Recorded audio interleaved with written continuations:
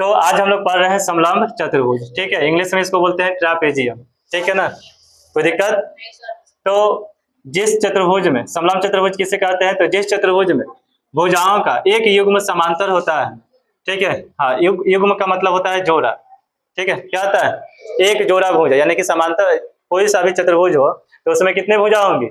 4 गो। कितने भुजा होंगे? जोड़े में कितने होंगे? 2 जोड़े भुजा होंगे। तो उस 2 जोड़े में से कोई एक जोड़ा, ठीक है, समांतर हो तो उसे हम क्या कहेंगे? समलंब चतुर्भुज। क्या कहेंगे? तो अब देखिए, ये ए बी सी डी ये क्या है? समलंब चतुर्भुज। क्योंकि इसमें ये जो है भुजा, ठीक है, ये क्या है? समांतर है। क्या है? समांतर है। आगे बात समझ में? ए बी सी डी एक समलंब चतुर्भुज है और इसमें ए बी समांतर क्या है? सी डी है। तो ये कौन सा चतुर्भुज होगा? समलंब। कौन सा चतुर्भुज होगा? समलंब। ठीक है ना, यानी कि जिस चतुर्भुज में भुजाओं का एक युग्म क्या हो? समांतर, तो उसे हम क्या कहेंगे? समलंब चतुर्भुज कहेंगे। और ध्यान दो कि समांतर चतुर्भुज भी एक समलंब चतुर्भुज हो जाएगा। क्या हो जाएगा? समलंब हो जाएगा। उसमें भुजाओं का युग्म क्या होता है? समांतर होता है। और यहाँ पे देखिए, समलंब चतुर्भुज का क्षेत्रफल क्या होता है? तो 1/2 गुने समांतर भुजाओं का योग और गुने में ऊंचाई। कोई दिक्कत? समलंब चतुर्भुज का परिमाप क्या होगा? तो चारों भुजाओं का योग, ए बी सी डी। कोई दिक्कत?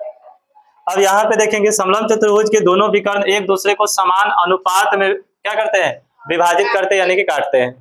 ठीक है, समान अनुपात में। जैसे देखो, ये AC और BD क्या है?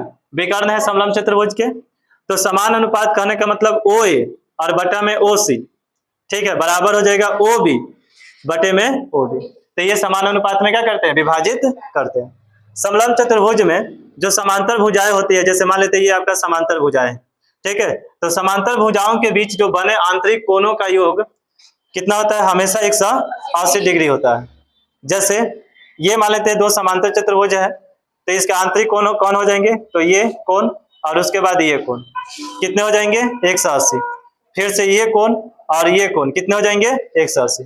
जैसे यहाँ देखो लिखे, कोण A प्लस कोण D कितना? कोण B प्लस कोण C 180। आगे बात समझ में? अब देखो, समलंब चतुर्भुज को भी जो है बांटते हैं मुख्य रूप से 3 प्रकार में। कितने प्रकार में? 3।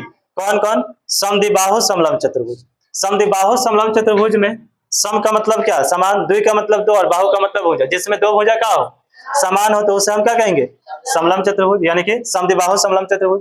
तो इसमें मान लेते हैं भुजाओं का एक युग्म क्या होगा? भुजाओं का एक युग्म ये समांतर होगा, और इसमें जो होगा आपका, ठीक है ना, तो ये भुजा और ये भुजा क्या होगा? ये बराबर होगा। क्या होगा? ये और ये दोनों का होगा? बराबर होगा। तो जब बराबर होगा तो ये क्या हो गया? समलंब कौन सा हो गया? समद्विबाहु समलंब चतुर्भुज हो गया। आगे बात समझ में? तो यह कहने का मतलब कि ये AB और CD भी क्या हो जाए कहते हैं? बराबर हो जाते हैं, तो उसे कहते हैं समद्विबाहु समलंब चतुर्भुज। विषमबाहु समलंब चतुर्भुज में क्या होता है कि कोई भी भुजा बराबर नहीं होता है। क्या होता है? कोई भी भुजा बराबर नहीं होता है। अब जैसे मान लेते हैं कि हम इसको ऐसे बना दिए, ठीक है, तो मान लीजिए कि ये और ये भुजा बराबर हो जाए तो समद्विबाहु समलंब चतुर्भुज। अब बराबर नहीं हो तो, कोई भी भुजा बराबर नहीं हो तो उसे हम क्या कहेंगे? विषमबाहु समलंब चतुर्भुज कहेंगे। आगे बात समझ में? तीसरा देखेंगे तो समकोण समलंब चतुर्भुज है। क्या है? समकोण समलंब चतुर्भुज। समकोण समलंब चतुर्भुज में क्या होता है कि इस चतुर्भुज में कम से कम एक कोण कितने डिग्री का होगा? एक नहीं, 2 कोण कितने डिग्री का होगा? 90 का। जैसे ABCD ये आपका क्या है? समकोण समलंब चतुर्भुज है। कौन सा चतुर्भुज है? समकोण समलंब चतुर्भुज है। तो इसमें देखेंगे तो ये भी कोण 90 डिग्री और ये भी कोण कितना हो जाएंगे? और ये 2 भुजा आपका क्या हो जाएंगे? समांतर हो जाएंगे। क्या हो जाएंगे? समांतर हो जाएंगे। तो ये जो है समलंब चतुर्भुज के मुख्य रूप से 3 प्रकार देखने को मिलते हैं। आगे बात समझ में? किसी को दिक्कत? तो हम लोगों ने क्या पढ़ा, एक बार क्विक रिवीजन करते हैं। समलंब चतुर्भुज किसे कहते हैं? तो जिस चतुर्भुज में भुजाओं का एक युग्म समांतर होता है उसे क्या कहते हैं? समलंब चतुर्भुज। ठीक है, समलंब चतुर्भुज का क्षेत्रफल क्या होता है?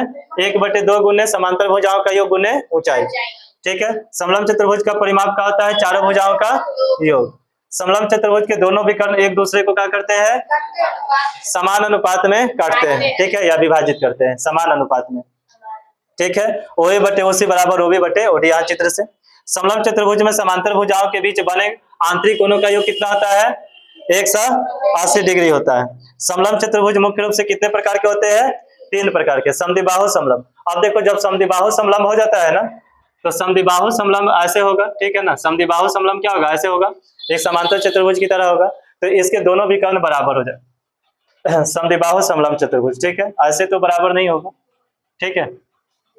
मान लेते हैं ऐसा कंडीशन आएगा कि दोनों भुजा क्या हो जाए, बराबर हो जाए, आयत के जैसा भी हो जाए, ठीक है। तो इसके दोनों विकर्ण समद्विबाहु समलंब चतुर्भुज के दोनों विकर्ण क्या होते हैं, बराबर होते हैं। क्या होते हैं, बराबर होते हैं। और विषमबाहु समलंब चतुर्भुज के विकर्ण बराबर नहीं होते हैं, नहीं इसके बराबर होते हैं। आगे बात समझ में, यानी कि समलंब चतुर्भुज के विकर्ण बराबर नहीं होते हैं, ठीक है। एक स्थिति में होता है, किस स्थिति में, समद्विबाहु समलंब चतुर्भुज की स्थिति में विकर्ण दोनों क्या होते हैं, बराबर होते हैं। आगे बात समझ में, किसी कोई दिक्कत? तो चलिए अब इस पे हम लोग क्या करेंगे, प्रश्न बनाएंगे, ठीक है। ये एक प्रश्न है, एक समलंब चतुर्भुज के समांतर भुजाएं क्रमशः 6 सेंटीमीटर और 8 सेंटीमीटर है तथा उसकी ऊंचाई कितने हैं, 7 सेंटीमीटर है, तो उसका क्षेत्रफल ज्ञात कीजिए, ठीक है। तो कैसे ज्ञात करेंगे, तो ये आपका जो है समलंब चतुर्भुज यहाँ पे बना लेते हैं। अच्छा इस साइड बना लेते हैं, ठीक है। ये एक समलंब चतुर्भुज है ABCD और इसकी समांतर भुजा है 6 सेंटीमीटर, ये समांतर भुजा है, और आपका 8 सेंटीमीटर है। और इसकी ऊंचाई कितनी है, तो ऊंचाई है 7 सेंटीमीटर। कितनी है, 7 सेंटीमीटर, ठीक है। तो इसका क्षेत्रफल ज्ञात करना है, तो लिखेंगे दिया है कि, ठीक है, समलंब चतुर्भुज के समांतर भुजाएं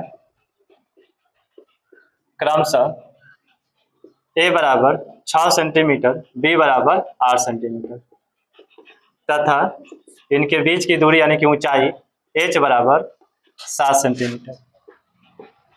प्रश्न से हमें क्या ज्ञात करना है, समलंब चतुर्भुज का क्षेत्रफल, समलंब चतुर्भुज का क्षेत्रफल। ध्यान दो, तो क्या सूत्र होता है, 1/2 गुने समांतर भुजाओं का योग गुने ऊंचाई, ठीक है। तो अब इसमें हम मान रखेंगे 1/2, A की जगह पे 6, B की जगह पे 8 और H की जगह पे 7। तो 1/2 6 और 8 14 हो जाएगा और गुने 7, तो 2 से कटा देंगे 7, तो 7 7 कितना हो गया, 49 सेंटीमीटर स्क्वायर। आगे बात समझ में।